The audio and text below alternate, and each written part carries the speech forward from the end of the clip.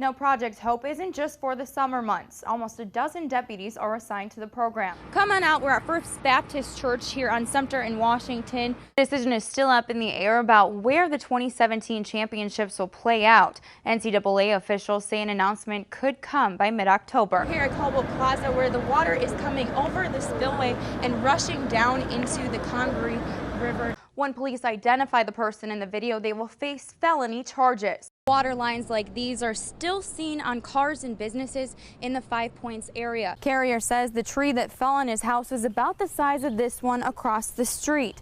Now he says Friday's storm that swept through Columbia caused high winds, which uprooted the tree from right here, then caused it to fall straight onto the house right above the dining room area. Brian, Janet, right now election officials tell me voter turnout was high today. They say because many of those people were voting for the first time in a while. I caught up with some voters at the polls today who are making their voices heard. Advocates from the task force report there were more than 150 victims reported in 2015. Now they say they're ready to do whatever it takes to reduce that number. Bidders tells me there are more than 100 deaf people in the Midlands that can benefit from this training in emergency situations. These images show Jeremy Cannon's Turbeville farm, just hours after Hurricane Matthew made landfall in South Carolina. It is a disaster for farmers just because of how bad last year was. Unfortunately, this isn't the first time his farm has seen devastation like this. Cannon is just one of the hundreds of farmers affected by last year's flood.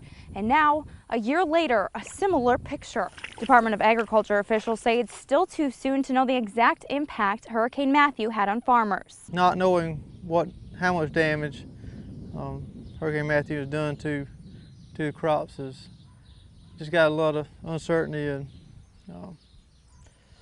in my mind, just not knowing. Last year, Cannon lost almost 90% of his cotton and soybeans to October's storm.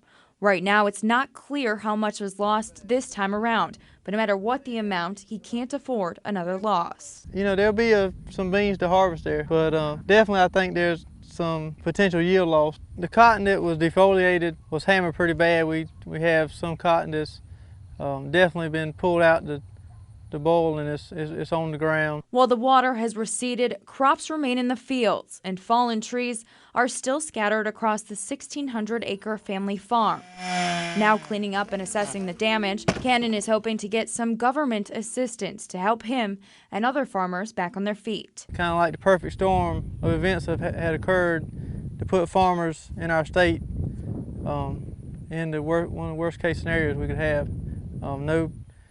Nowhere to get help. A storm South Carolina farmers will continue to weather at a vulnerable time. In Turbeville, Shelli Adamczyk, Watch Fox News. What do we want? Justice! What do we want? Justice! Hundreds marching through the streets of downtown Columbia, marching for change as part of the All Lives, Black Lives Matter walk. No shoes! The march started at the State House. Protesters saying it's time for change, and it starts with law enforcement. We're pretty much here. We're looking to be in the 500 numbers. We're pretty much here to just protest and get out and have our voice heard. Some marchers say it's not the individual law enforcement officers they're standing up against. What we're trying to get across is that there is something wrong within the system. We're fighting systematic oppression. But all marchers said this was a way to send a message in a peaceful, nonviolent way. There's a lot of power in peace, and in order for you to be heard, you have to speak with a sound mind and with a sound heart, and in order to do that, you have to speak through peace. So violence is going to beget more violence, and that's not what we're looking for. We just want our voices to be heard. It's important to evolve so you can, do better. As a people, as a race, as a United States, we all need to do better and change things, because in return, it just helps us. An important message at a time when these marchers say the nation needs it most. In Columbia, Shelli Adamczyk, Watch Fox News.